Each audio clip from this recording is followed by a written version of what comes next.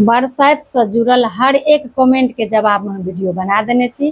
तकर बाद वहाँ से किछु कमेंट आयल जकर हम फिर से ही वीडियो बनाबे जा रहल छी। तो कमेंट ई छलै जे जन्मा असोच में बरसात कोना करब और मरना असोच में बरसात कोना करब।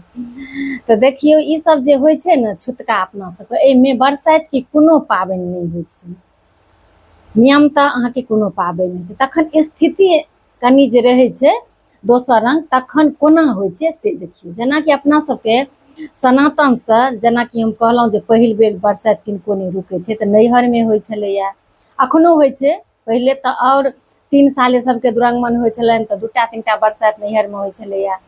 तऽ की होय छलै ने, तऽ पहिले तऽ फोन फान तऽ नहीं छलैया, तऽ सासुर में किछो भेल दियाद बाद में बच्चा जन्मले या केओ चले गेलखिन तऽ ओ खबर कनिया तक नहीं जाय छलैया।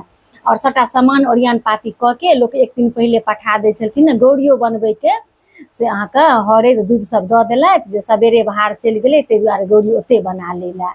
बस कनिया के कान में नहीं गेल तो पाबनि पूजा जाय छलै। आब तऽ युग बदलि गेलै।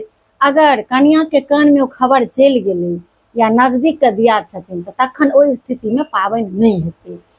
कियो अगर समाज में छी और कोनो बच्चा जन्म गेलै ओ कान में अहाँके खबर आबि गेल तऽ नहीं हेतै।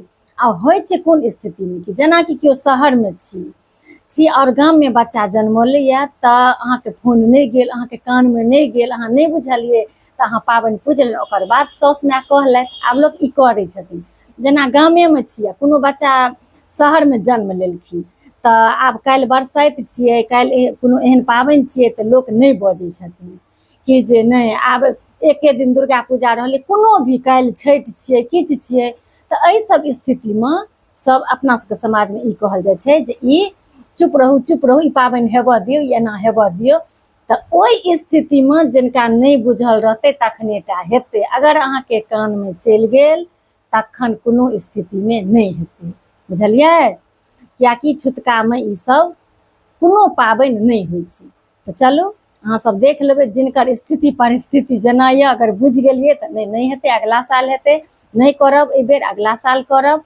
बस अहाँ से अनूना कऽ लेब, बस पूजा पाठ नहीं हेतै, बस अनूना जेना अपना सब करै छी तऽ ओ व्रत हेतै। पूजा पाठ नहीं हेतै और अनूना जे होइ छै तऽ ओ व्रत हेतै। कोनो भी छुतका में व्रत नहीं रुकै छै, लेकिन ओकर जे नियम छै ने व्रत के विधि विधान से नहीं हेतै। चलू हमरा लगैया जे अहाँ सबके इहो डाउट क्लियर भऽ गेल हैत।